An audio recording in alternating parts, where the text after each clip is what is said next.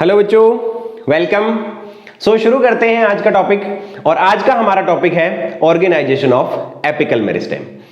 Apical meristem organisation मतलब क्या हुआ कि एपिकल मेरिस्टेम किस तरह से बना हुआ है, किस तरह से सेल डिवाइड करती हैं और कैसे प्लांट बॉडी फॉर्म होती है, किस तरह से प्राइमरी प्लांट बॉडी जो है वो फॉर्म होती है। तो एपिकल मेरिस्टेम दो तरह के होते हैं, एक तो शूट एपिकल मेरिस्टेम होगा और एक रूट एपिकल मेरिस्टेम होगा। भाई एक तो जो जड़ों में उपस्थित होगा शीर्षस्थ विभज्योतक, और एक जो प्रहोभाग पर उपस्थित होगा शीर्षस्थ विभज्योतक। उनका संगठन कैसा है, वो कैसे विभाजित हो रहे हैं, कैसे डिवीजन कर रहे हैं, किस तरह से प्लांट बॉडी जो है वो फॉर्म हो रही है, इस बारे में अपन डिस्कस करने वाले हैं। तो सबसे पहले अपन डिस्कस करेंगे शूट एपिकल मेरिस्टेम के बारे में, ठीक है ना, प्रहो शीर्षस्थ विभज्योतक के बारे में। हालांकि बहुत सारी थ्योरीज दी गई हैं, लेकिन अपन 3 इंपॉर्टेंट थ्योरीज ही डिस्कस करेंगे, ठीक है, ज्यादा एक्स्ट्रा के अंदर नहीं जाएंगे। पहली थ्योरी है एपिकल सेल थ्योरी, जो नागेली और हॉफमेस्टर ने दी थी। दूसरी थ्योरी है हिस्टोजन थ्योरी, जिसे हैंस्टीन ने दिया। और तीसरी ट्यूनिका कार्पस थ्योरी, जिसे स्मिथ ने दिया। ठीक है, 3 थ्योरीज हैं, जिसमें से पहली है एपिकल सेल थ्योरी, जिसे नागेली और हॉफमेस्टर ने दिया। नागेली जॉन मेंडल का समकालिक था, मतलब दोनों सेम टाइम ही थे लगभग।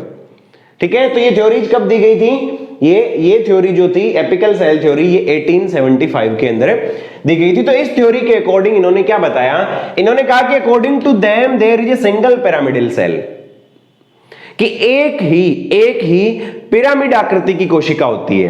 भाई शीर्षस्थ विभज्योतक जो है, एपिकल मेरिस्टेम जो है, उस एपिकल मेरिस्टेम का ऑर्गेनाइजेशन एक सिंगल सेल का ही होता है। वो एक सिंगल सेल ही लगातार डिवीजन करती है और एंटायर प्लांट बॉडी को फॉर्म करती है। लेकिन ये थ्योरी किस पर एप्लीकेबल थी? कि in most of the cryptogams that form total plant body, the cell divided into 2 plane, की ये सेल 2 प्लेन में डिवाइड कर रही है, और क्रिप्टोगेम प्लांट जो होते हैं उनकी की पूरी प्लांट बॉडी जो है वो बनाती है। तो मेनली ये किसके लिए एप्लीकेबल थी? कि जो हायर एल्गल ग्रुप है, हायर एल्गी जो है, उनपे मोस्ट ऑफ द ब्रायोफाइट और टेरिडोफाइट, अधिकांश ब्रायोफाइट और टेरिडोफाइट पर तो ये लागू होती है, लेकिन हायर वैस्कुलर प्लांट के अंदर ये एप्लीकेबल नहीं होती, क्योंकि जो higher vascular plant like gymnosperm और एंजियोस्पर्म, उनका जो एपिकल मेरिस्टेम होता है वो सिंगल सेल का नहीं बना होता है, वहां ग्रुप ऑफ सेल प्रेजेंट होते हैं।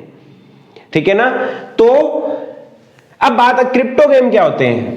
क्रिप्टोगेम बच्चों वो प्लांट होते हैं जिनमें स्पोरिक रिप्रोडक्शन होता है, जिसमें सीड नहीं बनते, जिनमें सीड या बीज नहीं बनते हैं, उन्हें क्रिप्टोगेम्स कहा जाता है। और फेनेरोगेम्स सीडेड प्लांट, एम्ब्रियोफाइटा जिनमें एम्ब्रियो बनता है, वैस्कुलर प्लांट जिनके अंदर वैस्कुलर बंडल होते हैं।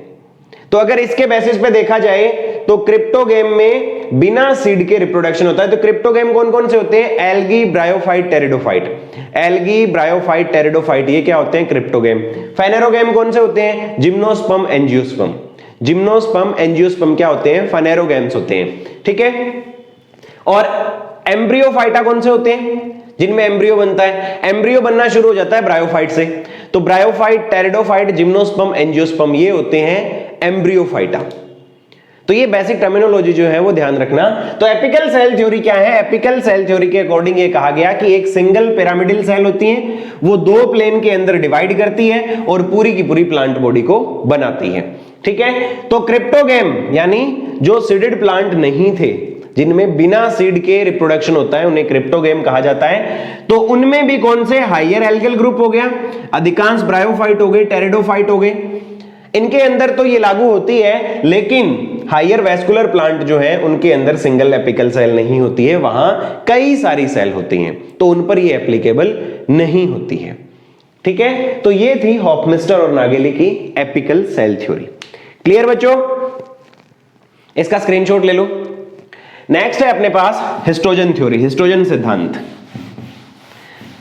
आपको कई क्वेश्चंस मिल जाएंगे प्रीवियस ईयर के अंदर।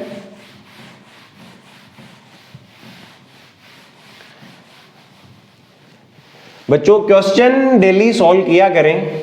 आपके पास जो भी अवेलेबल मटेरियल है, डेली जितने टॉपिक आप कवर करते हो, उनके रेगुलरली आप क्वेश्चन सॉल्व कर लिया करें ना। ताकि रेगुलरिटी बनी रहेगी तो टॉपिक जल्दी जल्दी क्लियर होते जाएंगे। नेक्स्ट है हिस्टोजन थ्योरी। नेक्स्ट है हिस्टोजन थ्योरी।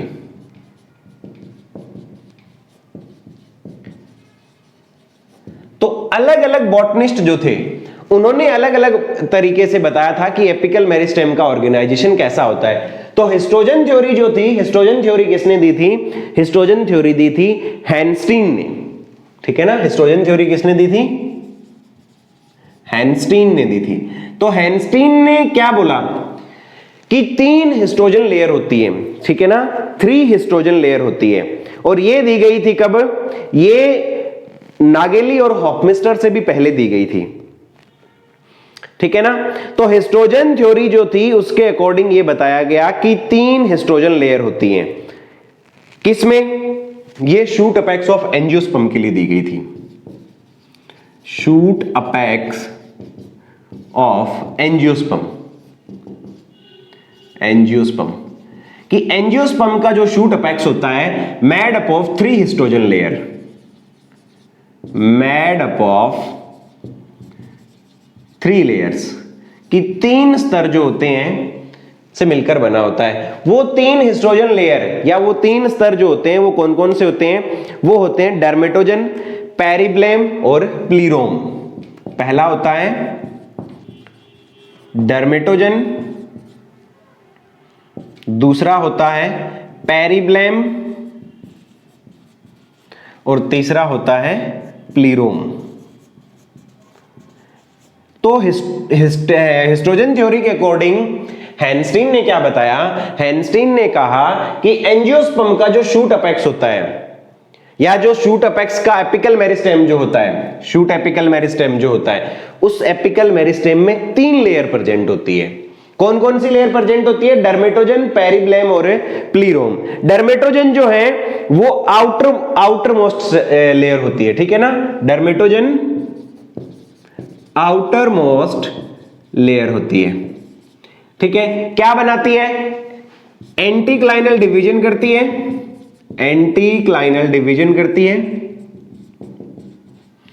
और एपिडर्मिस बनाती है, बाह्य त्वचा, एपिडर्मिस, ठीक है। आउटर मोस्ट लेयर है, एंटीक्लाइनल डिवीजन करती है तथा एपिडर्मिस बनाती है। अब बात आती है कि सर एंटीक्लाइनल और पेरिक्लाइनल 2 आपने डिवीजन सुने होंगे, वो क्या होते हैं? तो बच्चों देखिए, बेसिकली ये प्लेन जो होता है ना, ये प्लेन अगर सेल ऐसे डिवाइड कर रही है, भाई एक सेल है, ये एक सेल है, इस सेल ने डिवीजन किया इस प्लेन से और एक सेल ऊपर प्रोड्यूस की, एक सेल नीचे प्रोड्यूस की, ठीक है ना। इस तरह से इस प्लेन पर जो डिवीजन होता है, इस प्लेन वाले डिवीजन को क्या बोलते हैं? पेरिक्लाइनल डिवीजन कहा जाता है। इस वाले डिवीजन को क्या कहा जाता है? Periclinal division. तो ये क्या करेगा? यूं सेल बन रही है ना, तो हाइट को इंक्रीज करता है। जनरली पेरिक्लाइनल डिवीजन जो होता है वो हाइट में इंक्रीजमेंट लेके आता है। और दूसरा, इस एक्सिस से, जैसे ये एक सेल है और इसने डिवीजन किया और ऐसे सेल प्रोड्यूस की, इस डिवीजन को क्या बोलते हैं? इस डिवीजन को बोलते हैं एंटीक्लाइनल डिवीजन, एंटीक्लाइनल डिवीजन। और एंटीक्लाइनल डिवीजन किस तरह से सेल प्रोड्यूस कर रहा है? ऐसे सेल प्रोड्यूस कर रहा है। तो क्या बन रही है? सरकमफेरेंस, सर्कुलर थिकनेस बढ़ रही है, ठीक है ना। इस तरह से प्लांट की सर्कुलर थिकनेस बढ़ रही है। तो सिंपली यूं डिवीजन हो रहे हैं ऐसे, ये कैसे हैं? एंटीक्लाइनल डिवीजन है, ठीक है। और जो डिवीजन ऐसे हो रहे हैं ऐसे, वो किस तरह के हैं? पेरिक्लाइनल डिवीजन है। तो इन्होंने क्या बताया था? ये हैंस्टीन के अकॉर्डिंग था बच्चों, ठीक है ना, हिस्टोजन थ्योरी। तो इन्होंने कहा कि डर्मेटोजन है, आउटर मोस्ट लेयर है, एंटीक्लाइनल डिवीजन करती हैं और यूनिलेयर्ड, सिंगल लेयर्ड, ठीक है ना, यूनिलेयर्ड बोल रहा हूं, यूनिसेलुलर नहीं कह रहा हूं, यूनिलेयर्ड एपिडर्मिस बनाती है, ठीक है। तो पेरिक्लाइनल और एंटीक्लाइनल डिवीजन खास तौर से ध्यान रखना, ये कई जगह काम आएंगे आपके। फिर नेक्स्ट आता है पेरिब्लेम। तो पेरिब्लेम क्या है? पेरिब्लेम जो है वो क्या है, पेरिब्लैम जो होता है वो डर्मेटोजन से अंदर की तरफ प्रेजेंट होता है, ठीक है ना, डर्मेटोजन से अंदर की तरफ present, inner to dermatogen, inner to dermatogen. और ये क्या काम करता है, ये पेरिक्लाइनर और एंटीक्लाइनल दोनों तरह के डिवीजन करता है। डर्मेटोजन पेरिब्लैम जो है ये एंटीक्लाइनल डिवीजन भी करता है, पेरिक्लाइनल डिवीजन भी करता है। किसे बनाता है, प्रोड्यूस प्राइमरी कॉर्टेक्स। किसको बनाता है, प्राइमरी कॉर्टेक्स को बनाता है, ठीक है। प्लीरोम जो होता है ये कहां प्रेजेंट होता है, इनर मोस्ट, सबसे अंदर की तरफ, सबसे अंदर की तरफ, भीतर जो होगा उसे प्लीरोम कहते हैं, ठीक है। और ये क्या प्रोड्यूस करता है, प्रोड्यूस स्टील, रंभ क्षेत्र, प्रोड्यूस स्टील। अब कुछ टर्म्स आती हैं, देखिए मैंने आपको लास्ट लेक्चर में बताया था कि सबसे बाहर क्या होती है, सबसे बाहर होती है एपिडर्मिस, फिर होती है हाइपोडर्मिस, फिर आता है जनरल कोर्टेक्स, फिर आती है एंडोडर्मिस, फिर आता है पेरिसाइकिल, और फिर वैस्कुलर बंडल आते हैं ऐसे, और वैस्कुलर बंडल के बीच में पित्त रेज होती हैं, और सेंटर में क्या होता है, पित्त। ये सीक्वेंस बताया था। तो देखिए आउटर मोस्ट जो है वो एपिडर्मिस हो गई, आउटर मोस्ट एपिडर्मिस हो गई, बीच वाला रीजन कोर्टेक्स। अब कोर्टेक्स जो है ना, कोर्टेक्स को 3 पार्ट में बांटते हैं, कोर्टेक्स को एक्चुअली 3 पार्ट में बांटते हैं, हाइपोडर्मिस, हाइपोडर्मिस, जनरल कोर्टेक्स, ठीक है, और एंडोडर्मिस। ये तीनों जो हैं एंडोडर्मिस, ये तीनों जो हैं ये कोर्टेक्स के ही पार्ट होते हैं, ठीक है। तो ये वाला रीजन जो है हाइपोडर्मिस, कोर्टेक्स और एंडोडर्मिस, जनरल कोर्टेक्स बोलते हैं बीच वाले को, ये वाला रीजन कौन प्रोड्यूस करता है, पेरिब्लैम। इसके बाद में ये पेरिसाइकिल, ये पेरिसाइकिल, वैस्कुलर बंडल, पित्त और पित्त रेज, इन सबको मिलाकर बोलते हैं स्टील। तो स्टील में कौन कौन से सम्मिलित हैं, कौन किस किस को इंक्लूड किया जाता है, पेरिसाइकिल, ठीक है, पित्त, पित्त रेज, पित्त को मेडुला भी बोलते हैं और पित्त रेज को मेडुलरी रेज भी बोलते हैं, एंड वैस्कुलर बंडल, ठीक है, एंड वैस्कुलर बंडल। ये यूनिवर्सल है, ध्यान रखना, हर जगह यही होंगे। ये जो इंफॉर्मेशन बताई है मैंने आपको, ये हर जगह ऐसी ही होगी, ठीक है। स्टील रीजन कौन सा होता है, भीतर वाला, जिसमें पेरिसाइकिल इंक्लूड होता है। पेरिसाइकिल, पित्त, पित्त रेज और वैस्कुलर बंडल, इनको मिलाकर एक कॉमन टर्म यूज की जाती है, स्टील। और पेरिसाइकिल से बाहर वाला रीजन जो है, अब जैसे मैं अगर दूसरे मार्कर से, कलर से इसको रिप्रेजेंट करूं, तो ये जैसे पेरिसाइकिल वाला रीजन है, ठीक है ना, ये जैसे पेरिसाइकिल वाला रीजन है। तो इससे बाहर वाला ये रीजन होता है एक्स्ट्रा स्टीलर रीजन, बाह्य रंभीय क्षेत्र, और इसके भीतर वाला ये जो रीजन है इसे स्टेलर रीजन या रंभीय क्षेत्र बोलते हैं। तो अपन जब सेकेंडरी ग्रोथ पढ़ेंगे ना, तब भी देखेंगे कि secondary growth in stelar region और secondary growth in extra stelar region. तो स्टील जो है वो सेंटर वाला पोर्शन है, और स्टील के बाहर वाला पोर्शन जो होगा वो एक्स्ट्रा स्टील, बाह्य रंभीय क्षेत्र। स्टील को हिंदी में रंभ बोलते हैं। क्लियर है ये चीजें। और कोर्टेक्स में ध्यान रखना, कोर्टेक्स के अंदर हाइपोडर्मिस, जनरल कोर्टेक्स, एंडोडर्मिस, तीनों को इंक्लूड किया जाता है। इन तीनों को मिलाकर ही कोर्टेक्स कहा जाता है। तो ये जो छोटे छोटे पॉइंट्स है ना, इनमें कंफ्यूज मत हो जाना। कई बार एंडोडर्मिस और हाइपोडर्मिस मेंशन नहीं होता, वो सीधा ही कोर्टेक्स मेंशन कर देता है। तो यहां पर लिखा ना कि प्राइमरी कोर्टेक्स को प्रोड्यूस करता है, तो अब दिमाग में तो ये आता है बच्चों के कि प्राइमरी कोर्टेक्स को प्रोड्यूस करता है, फिर हाइपोडर्मिस और एंडोडर्मिस को कौन बनाएगा? तो कोर्टेक्स का ही पार्ट होते हैं हाइपोडर्मिस और एंडोडर्मिस। तो एक बार फिर से मैं रिवाइंड करवा रहा हूं आपको। हिस्टोजन थ्योरी हैंस्टीन ने दी थी, किसके लिए दी थी? शूट अपेक्स ऑफ एंजियोस्पर्म के लिए। इसने बताया कि शूट अपेक्स जो होता है वो 3 लेयर का बना होता है। आउटर होती है डर्मेटोजन, एंटीक्लाइनल डिवीजन करती है, एपिडर्मिस को बनाती है। देन डर्मेटोजन के अंदर एपिडर्मिस बन गई, इससे भीतर ये वाली लेयर जो होगी ये कौन बनाएगा? पेरिब्लैम। और भीतर वाला बिल्कुल सेंटर वाला पोर्शन कौन प्रोड्यूस करेगा? प्लीरोम प्रोड्यूस करेगा।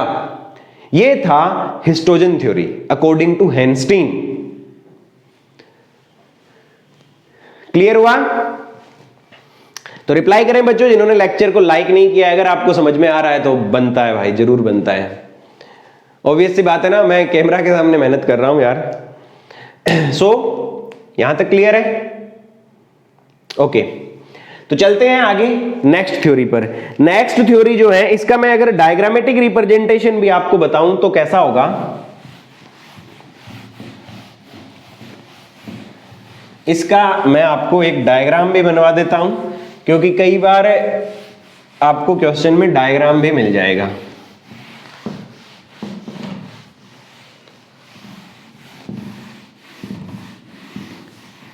हिस्टोजन थ्योरी का, तो हिस्टोजन थ्योरी का जो डायग्राम है वो कुछ ऐसा बनता है ना।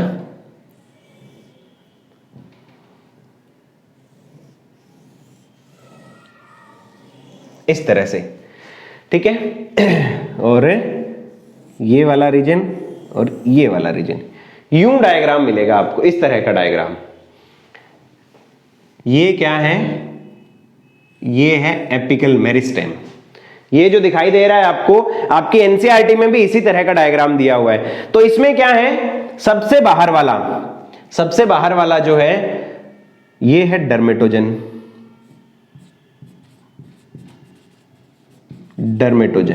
ठीक है, इसकी सेल कैसे डिवाइड कर रही है? एंटीक्लाइनल डिवीजन कर रही है।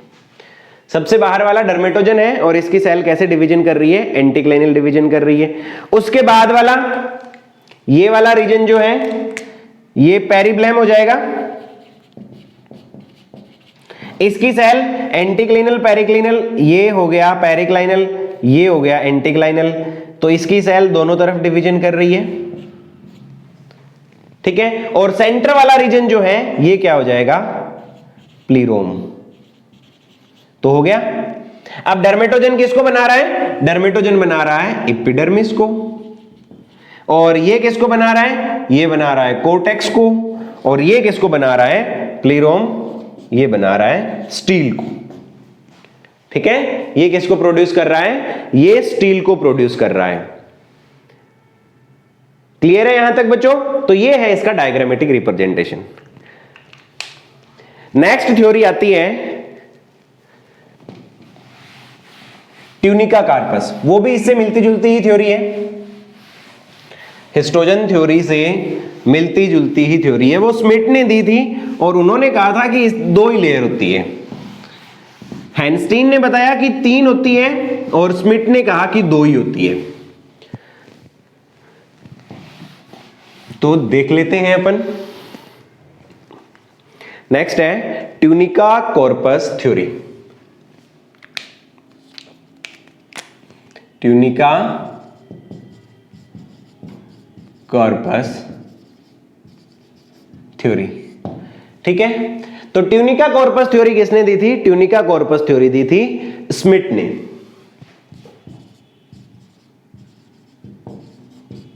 ठीक है। स्मिथ ने दी थी। अब स्मिथ के अकॉर्डिंग जो है वो 2 ही लेयर होती है। कौन कौन सी? एक ट्यूनिका होती है और एक कॉर्पस होती है। स्मिथ वाली स्पेलिंग देख लेना, SCHMIDT। कई बार क्या होता है रनिंग हैंड में आपको समझ में नहीं आती। तो ये भी किस पर आधारित थी? Based on plane of division of cell, ठीक है ना। Based on plane of division की सेल जो है वो किस प्लेन में डिवाइड कर रही है, किस प्लेन में, ठीक है, किस तल में वो विभाजन कर रही है, उस पर आधारित थी। तो यहां पर 2 ही चीजें बताई थी इसने, ठीक वैसे ही हैंस्टीन थ्योरी के जैसी ही थी। बस इतनी सी थी। वहां पर हिस्टोजन थ्योरी में क्या था? 3 लेयर थी, लेकिन यहां पर एक ही लेयर है। और ऊपर वाली कौन सी? ये ट्यूनिका। और ये वाली कौन सी? ये कॉर्पस, ठीक है। ये है apical meristem according to Smith. तो इसने क्या कहा कि ट्यूनिका जो होती है, अब ऑब्वियस सी बात है, मोस्टली सिंगल लेयर्ड होती हैं और क्या बनाती हैं? एपिडर्मिस बनाती है। ये क्या बनाएगी?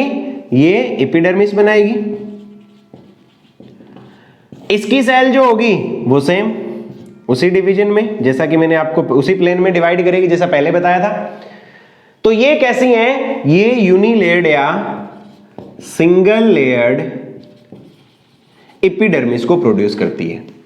ट्यूनिका क्या करती है, यूनिलेयर्ड या सिंगल लेयर्ड एपिडर्मिस को प्रोड्यूस करती है। कई बार ये मल्टीलेयर भी बना देती है, कई बार ये मल्टीलेयर भी बना देती है, but in case of multilayered condition, अगर बहुस्तरीय परिस्थिति बन गई तो ऊपर वाली लेयर जो होगी वो एपिडर्मिस बनाएगी, रिमेनिंग ऑफ जो है वो कोर्टेक्स का पार्ट होगी, जो बाकी बची हुई है वो कोर्टेक्स का पार्ट होगी। तो बेसिकली अगर देखा जाए तो ये सिंगल लेयर्ड ही होती हैं, ठीक है, और सिंगल लेयर्ड एपिडर्मिस को प्रोड्यूस करती है। डिवीजन का प्लेन आपको दिखाई दे रहा है, कैसा है, एंटीक्लाइनल डिवीजन है। कैसा है, एंटीक्लाइनल डिवीजन है। अब कॉर्पस है, ये क्या है, सेंट्रल कोर है। भी कॉर्पस जो है वो सेंट्रल कोर हो गया, बीच वाला। इसकी सेल दोनों प्लेन में डिवीजन करती है, एंटीक्लाइनल और पेरिक्लाइनल। इसकी सेल एंटीक्लाइनल और पेरिक्लाइनल दोनों प्लेन में डिवाइड करेगी, समझा दिया ना, एंटीक्लाइनल पेरिक्लाइनल। और ये क्या प्रोड्यूस करेगी, ये कोर्टिकल रीजन और स्टेलर रीजन दोनों को प्रोड्यूस करेगी, ठीक है ना। Produce cortical region, cortical region and stellar region, stellar region. याद आया, अभी अभी बताया है कोर्टेक्स के अंदर कौन कौन से होंगे, हाइपोडर्मिस, जनरल कोर्टेक्स, एंडोडर्मिस, और स्टेलर रीजन में पेरिसाइकिल, पिथ रेज और वेस्कुलर बंडल। तो बन गई पूरी प्लांट बॉडी, पूरी प्लांट बॉडी बनी कि नहीं बनी। तो अब देखो ये ट्यूनिका ने क्या किया, ट्यूनिका ने बाहर एपिडर्मिस बना दी, उसके बाद में सारा काम जो था वो कॉर्पस ने किया। कॉर्पस ने ही आगे क्या प्रोड्यूस किया, हाइपोडर्मिस, जनरल कोर्टेक्स, एंडोडर्मिस, फिर पेरिसाइकिल, फिर भीतर पिथ हो गया, वेस्कुलर बंडल हो गया है, ठीक है ना। ये थोड़ा डायग्राम जो है ये रफ टाइप हो गया, बट आपको सीक्वेंस तो पता है ना, बता चुका हूं मैं ऑलरेडी। इस सीक्वेंस को अच्छे से याद कर लो कि सबसे बाहर क्या होती है, सबसे बाहर होती है एपिडर्मिस, देन हाइपोडर्मिस, फिर जनरल कोर्टेक्स, फिर एंडोडर्मिस। यहां एक बात और याद रखना कि hypodermis, general cortex, endodermis cortex के ही पार्ट होते हैं। कोर्टेक्स की outer layer hypodermis, inner layer endodermis, बीच वाला जनरल कोर्टेक्स। फिर आता है पेरिसाइकिल। पेरिसाइकिल किसका पार्ट है, स्टेलर रीजन का, और पेरिसाइकिल समेत इंक्लूड पेरिसाइकिल भीतर का जो जितना भी भाग है वो स्टील कहलाता है। तो स्मिथ ने क्या बताया, स्मिथ ने शूट एपिकल मेरिस्टेम के बारे में बताया कि ट्यूनिका और कॉर्पस दो ही लेयर होती हैं, कि जो प्लांट होते हैं उनका जो एपिकल मेरिस्टेम होता है, कौन सा, शूट एपिकल मेरिस्टेम, उसमें दो ही लेयर होती हैं। आउटर मोस्ट लेयर जो है उसे ट्यूनिका कहते हैं, वो एंटीक्लाइनल डिवीजन करती है तथा सिंगल लेयर्ड एपिडर्मिस को बनाती है। और सेंट्रल कोर जो है उस कंप्लीट, इसे कौन प्रोड्यूस करता है, कॉर्पस। ये सभी प्लेन में यानी एंटीक्लाइनल पेरिक्लाइनल दोनों टाइप का डिवीजन करेगा, और कोर्टेक्स वाले रीजन को भी कौन बनाएगा, कॉर्पस, और स्टेलर रीजन को भी कौन बनाएगा, कॉर्पस। और ये थ्योरी मोस्ट एक्सेप्टेबल थ्योरी थी for shoot apical meristem. Shoot apical meristem के लिए मोस्ट एक्सेप्टेड थ्योरी थी बच्चों, ध्यान रखना, ठीक है ना। तो most acceptable theory for shoot apical meristem.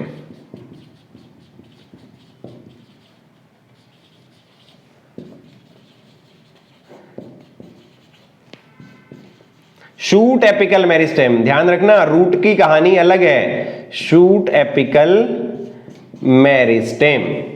तो मोस्ट एक्सेप्टेबल थ्योरी कौन सी थी, ट्यूनिका कॉर्पस थ्योरी थी। कौन सी थी, ट्यूनिका कॉर्पस थ्योरी थी। क्लियर है आपको यहां तक। तो ये तीन थ्योरी थी, रिवाइंड कीजिए फटाफट, कैमरा में सही से आ रही है ना सारी चीजें लिखी हुई, ठीक है। तो अगर इसका रिवीजन करें अपन, तो पहली कौन सी थी, apical cell theory. Apical cell theory किसने दी, नागेली और हॉफमेस्टर ने दी। उन्होंने क्या बताया कि shoot apical meristem single cell का बना होता है, पिरामिडल सेल होती है, दो प्लेन में डिवाइड करती है और इंटायर प्लांट बॉडी को बनाती है। लेकिन ऐसा नहीं होता है, हायर वेस्कुलर प्लांट में ऐसा नहीं होता है। फिर हिस्टोजन थ्योरी आई, हैंस्टीन ने दी। हैंस्टीन ने ये कहा कि shoot apical meristem, 3 histogen layer होती है। आउटर मोस्ट डर्मेटोजन एंटीक्लाइनल डिवीजन करती हैं और एपिडर्मिस को बनाती है। फिर दूसरा था पेरिब्लेम जो कोर्टिकल रीजन को बनाती है, और सबसे अंदर वाला रीजन प्लीरोम जो स्टेलर रीजन को प्रोड्यूस करती है। उसके बाद स्मिथ ने बताया ट्यूनिका कॉर्पस थ्योरी के बारे में, based of plane of division पे आधारित थी। मोस्ट एक्सेप्टेबल थ्योरी है शूट एपिकल मेरिस्टेम के लिए। इसने बताया कि शूट एपिकल मेरिस्टेम 2 ही लेयर का बना होता है, 2 ही लेयर प्रेजेंट होती हैं, एक तो ट्यूनिका, दूसरी कॉर्पस। ट्यूनिका एंटीक्लाइनल डिवीजन करती है, सिंगल लेयर एपिडर्मिस बनाती है, remaining of all layer produced by corpus. और corpus divide in all planes which mean anticlinal and periclinal. So corpus जो है वो कोर्टिकल और स्टेलर रीजन को प्रोड्यूस करता है। That's it. ये शूट एपिकल मेरिस्टेम के लिए, एपिकल मेरिस्टेम ऑर्गेनाइजेशन को एक्सप्लेन करने के लिए दी गई इंपॉर्टेंट थ्योरीज हैं। हालांकि एनसीईआरटी में इनका इतना जिक्र नहीं किया हुआ है, बट मैंने आपको डे फर्स्ट से ही कहा है कि मैं आपको मेरे तरीके से पढ़ाऊंगा। ठीक है, मैं अपने तरीके से पढ़ाऊंगा, अपनी तरफ से 100% आपको उतना कंटेंट प्रोवाइड करवाऊंगा जहां आपका एग्जाम में एक भी सवाल गलत नहीं होना चाहिए। ठीक है, सो अगर आप ट्रस्ट करते हो तो जो मैं पढ़ा रहा हूं उसे पढ़ते रहो। ठीक है, चलिए इसका स्क्रीनशॉट ले लो। फिर अपन बात करते हैं theories for root apex organization के लिए। Theories for root apex organization के लिए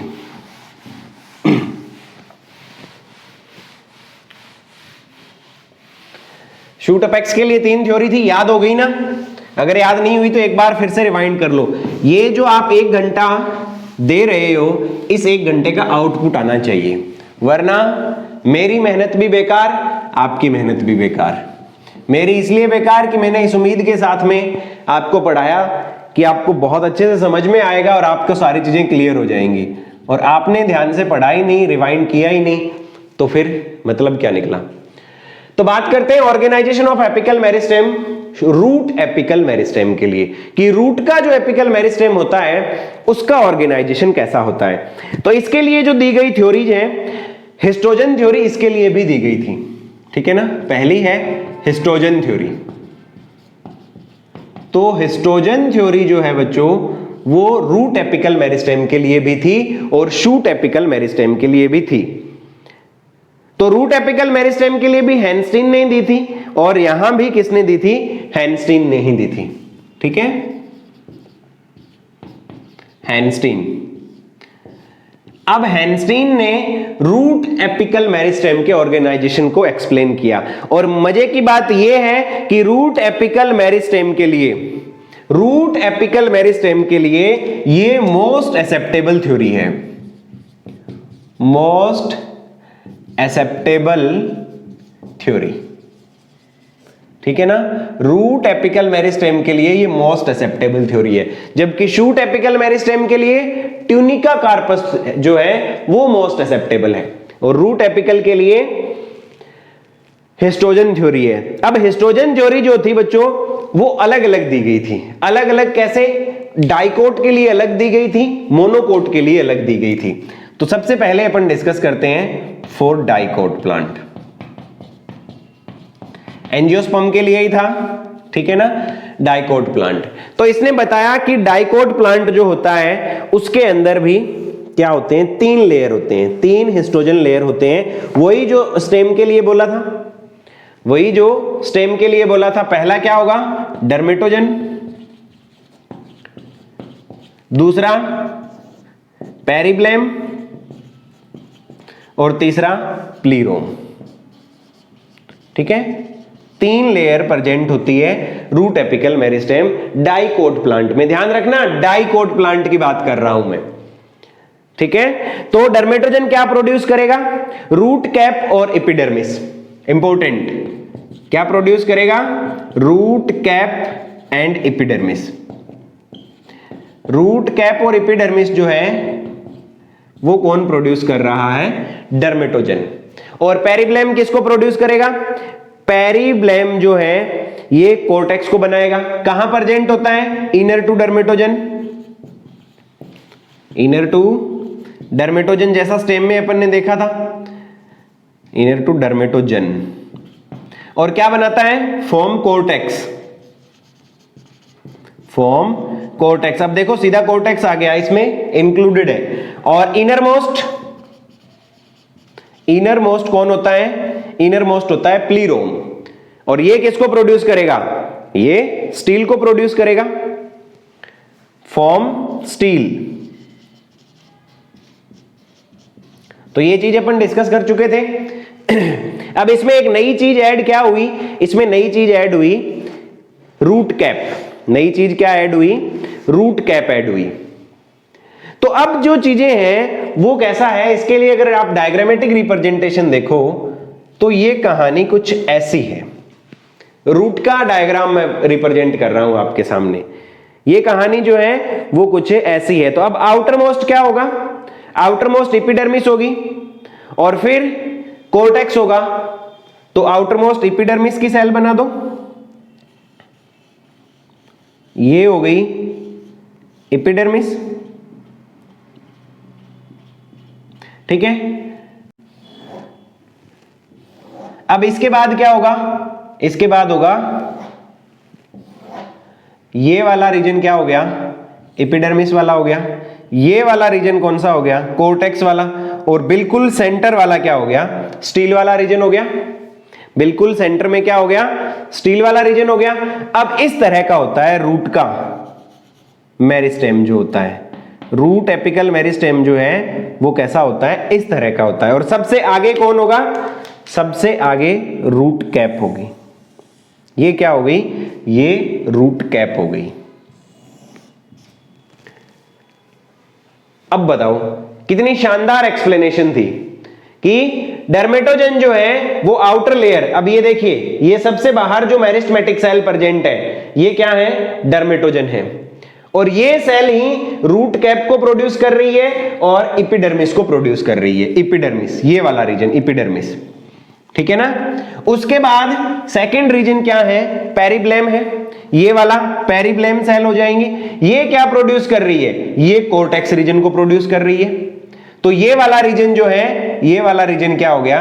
कोर्टेक्स रीजन हो गया। और सबसे भीतर कौन है? प्लीरोम। और प्लीरोम सेंट्रल स्टीलर रीजन को कौन बना रहा है? प्लीरोम बना रहा है। तो सबसे बाहर एपिडर्मिस, फिर कोर्टेक्स और फिर स्टेलर रीजन आ गया। और आगे ही आगे टॉप पॉइंट पे क्या होता है? टॉप पॉइंट पे रूट कैप होती है। तो रूट के अंदर बेसिकली एक टर्म और यूज की जाती है कि एपिकल मेरिस्टेम। एक्चुअल में एपिकल नहीं होता, सब एपिकल होता है। रूट के अंदर एपिकल मेरिस्टेम क्या होता है? सब एपिकल। सब एपिकल इसे क्यों कहा गया? क्योंकि एपिकल पोर्शन पे तो रूट कैप प्रेजेंट है। एपिकल पोर्शन पे क्या है? रूट कैप प्रेजेंट है। तो ये क्या हो गया? रूट कैप से जस्ट पीछे होता है। या आप देखोगे तो रूट कैप के जस्ट पीछे ये वाला है, तो इसे सब एपिकल भी कहा जाता है। तो कई बार एग्जाम के अंदर ऑप्शन सब एपिकल दिया जाता है। कई बार एग्जाम में ऑप्शन जो है वो सब एपिकल दिया जाता है। तो इस चीज को लेकर कंफ्यूज मत होना। रूट के अंदर एपिकल मेरिस्टेम सब एपिकल होता है। रूट में एपिकल मेरिस्टेम सब एपिकल होता है। बोलते हैं एपिकल ही है लेकिन होता सब एपिकल है। तो ये थी डाइकोट के लिए हिस्टोजन थ्योरी। डाइकोट के लिए हिस्टोजन थ्योरी। इसके बाद में इन्होंने मोनोकोट के लिए, अब मोनोकोट के लिए एक नई चीज आई थी और उस नई चीज पर सवाल भी आते हैं एग्जाम में।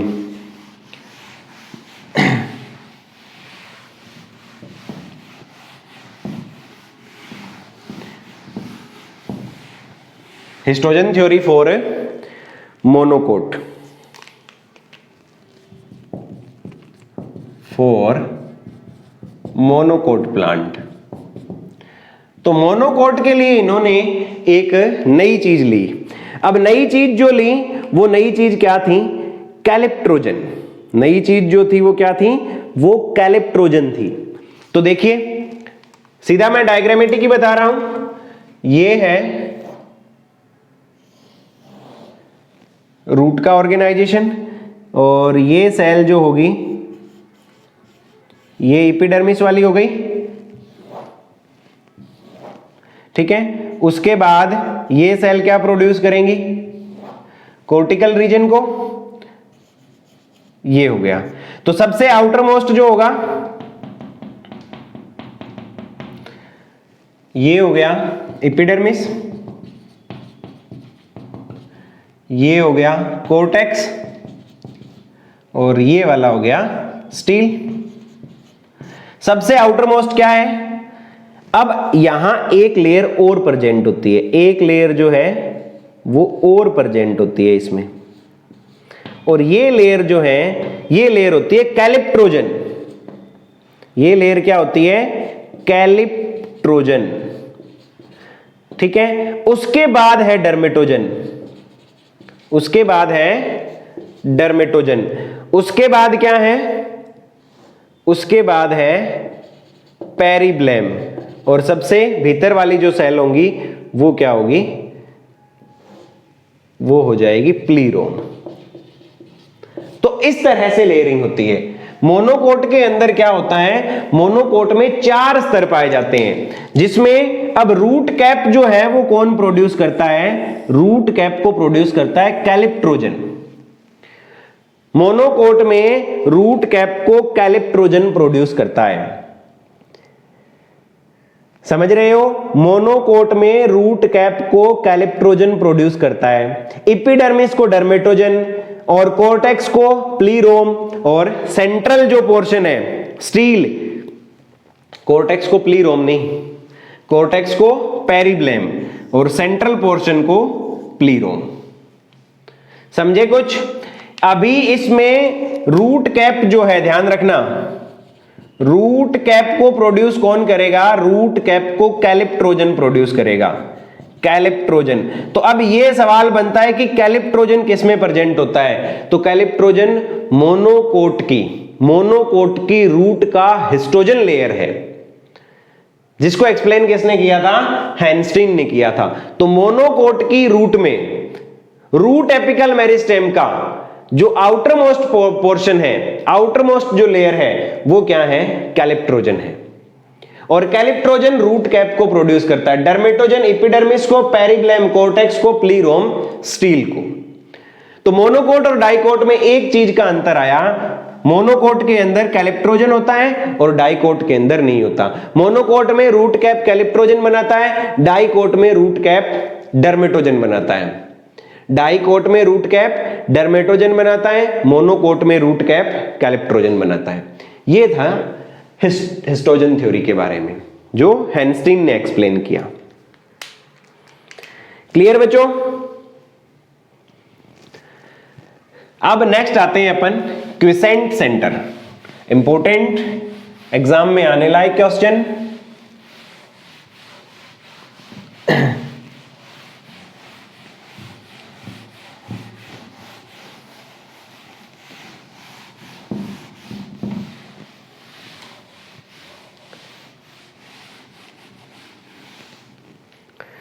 सो नेक्स्ट है क्विसेंट सेंटर थ्योरी।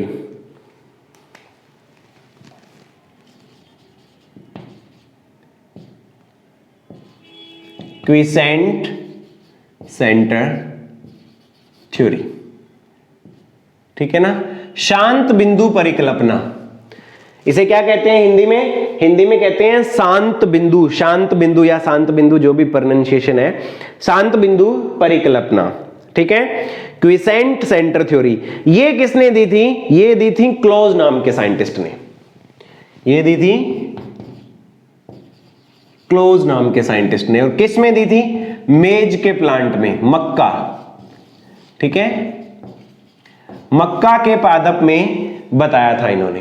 क्लोज नाम का वैज्ञानिक था, मक्का में बताया था। तो इन्होंने क्या बताया था कि रूट अपेक्स जो होता है, जो रूट अपेक्स होता है, रूट अपेक्स के अंदर कुछ इनएक्टिव सेल प्रेजेंट होती है जो जरूरत पड़ने पर डिवीजन करती है, और उस इनएक्टिव सेल वाली पोजीशन को, जहां पर वो इनएक्टिवेट सेल है, लिविंग है, इनएक्टिव है, मेटाबॉलिक एक्टिविटी उनकी धीरे है, तो वो जगह जहां पर वो इनएक्टिव सेल प्रेजेंट है, उस जगह को क्विसेंट सेंटर कहा गया। उस जगह को क्या बोला गया? क्विसेंट सेंटर कहा गया। तो root apex has a quiescent centre, root apex has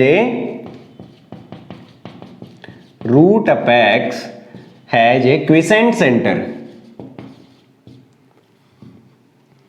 quiescent centre with one or more cell. एक सेल हो सकती है या ज्यादा सेल हो सकती है, ठीक है, with one or more cell, कई सारी सेल हो सकती है या फिर हो सकता है कि सिंगल ही सेल हो। तो ये एक इनएक्टिव सेंटर होता है, ठीक है ना, ये एक इनएक्टिव सेंटर होता है, इनएक्टिव सेंटर। डिवाइड कब करेगा? Divide when other cell injured, दूसरी सेल जब क्षतिग्रस्त हो जाएगी। आसपास की जो मेरिस्टेमेटिक सेल है, भाई रूट को जमीन के अंदर अंदर ग्रोथ करनी होती है, तो हो सकता है कि किसी वजह से जो एपिकल सेल्स हैं वो इंजर्ड हो गई, क्षतिग्रस्त हो गई, उस टाइम ये सेंटर एक्टिवेट हो जाता है तथा किसको प्रोड्यूस करता है? नई सेल को प्रोड्यूस करेगा, ठीक है। तो इनएक्टिव सेंटर है, डिवाइड तभी होगा जब दूसरी सेल इनएक्टिव हो जाएगी। तो इसके अंदर ये जो सेंटर है इसे क्विसेंट सेंटर कहा गया, ये इस जोन को क्विसेंट सेंटर कहा गया। बेसिकली ये प्रेजेंट कहां पर होता है? रूट कैप तथा एक्टिव मेरिस्टेम के बीच में प्रेजेंट होता है, present at root cap between, root cap लिखो, present between root cap and active meristem, active meristem, active meristem तथा रूट कैप के बीच में ये सेल प्रेजेंट होती है जो क्विसेंट इनएक्टिव सेल होती है। अब इनएक्टिव सेल हैं तो इन पर कई क्वेश्चन और बन सकते हैं, इनएक्टिव सेल है तो इसमें कई क्वेश्चन और बन सकते हैं। कैसे? जैसे छोटा केंद्रक होता है, लेस डेवलप ऑर्गेनली होते हैं, small nucleus, small nucleus less develop organelle like mitochondria, ER, ये लेस डेवलप होंगे, लेस डेवलप ऑर्गेनलीज, ठीक है। Amount of RNA and DNA कम होगी, amount of RNA and DNA less होगी। अब ये इंपॉर्टेंट क्यों है? क्योंकि मेरिस्टेमेटिक जोन में प्रेजेंट इनएक्टिव सेल है। मेरिस्टेमेटिक सेल के ये फीचर होते हैं कि उनमें प्रोमिनेंट न्यूक्लियस होता है, ठीक है ना, वो सेल हाईली डिवाइडिंग सेल होती हैं, हाईली डिविजिबल होती है, लेकिन ये कैसी हैं? इनएक्टिव है। इनमें छोटा न्यूक्लियस होता है, लेस डेवलप ऑर्गेनली होते हैं, रेट ऑफ प्रोटीन सिंथेसिस जो है वो कम होता है, आरएनए डीएनए कम होता है। तो rate of protein synthesis, rate of protein synthesis slow, RNA DNA कम मात्रा में है, तो rate of protein synthesis slow मतलब मेटाबॉलिक एक्टिविटी जो है इसकी वो बहुत ही धीमी हो रही है। तो क्विसेंट सेंटर थ्योरी में क्लॉज ने क्या बताया? मेज प्लांट के अंदर बताया था कि बेसिकली जो रूट कैप और एक्टिव मेरिस्टेम है, मैंने कहा ना कि रूट के अंदर सब एपिकल होता है, तो रूट कैप और एक्टिव मेरिस्टेम के बीच में कुछ सेल प्रेजेंट होती हैं जो इनएक्टिव सेल होती है। जब दूसरी सेल इंजर्ड हो जाती है तो ये सेल एक्टिव होकर नई सेल को प्रोड्यूस करती है। इन सेल का फीचर ये है कि इनमें बहुत ही स्लो मेटाबॉलिक एक्टिविटी होती है, आरएनए डीएनए बहुत कम मात्रा में होते हैं, ऑर्गेनली न्यूक्लियस जो होते हैं वो छोटे होते हैं, ऑर्गेनली लेस डेवलप होते हैं। तो जहां पर ये सेल प्रेजेंट है उस जोन को क्विसेंट जोन या शांत क्षेत्र कहा जाता है। जहां पर ये सेल प्रेजेंट है उस जोन को क्विसेंट जोन या शांत क्षेत्र कहा जाता है। क्लियर? अब लास्ट थ्योरी आती है, लास्ट थ्योरी है कोरपर केपे, कोरपर केपे।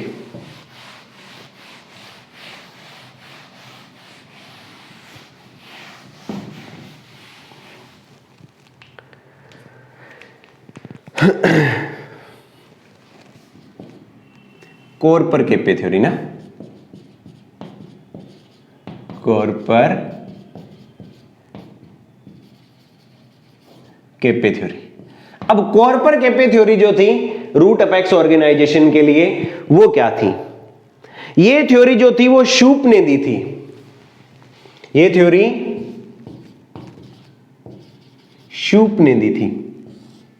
शूप नाम का साइंटिस्ट था, उसने इस थ्योरी के बारे में बताया था। कॉर्पर केपे थ्योरी को किसने दिया था? शूप ने दिया था।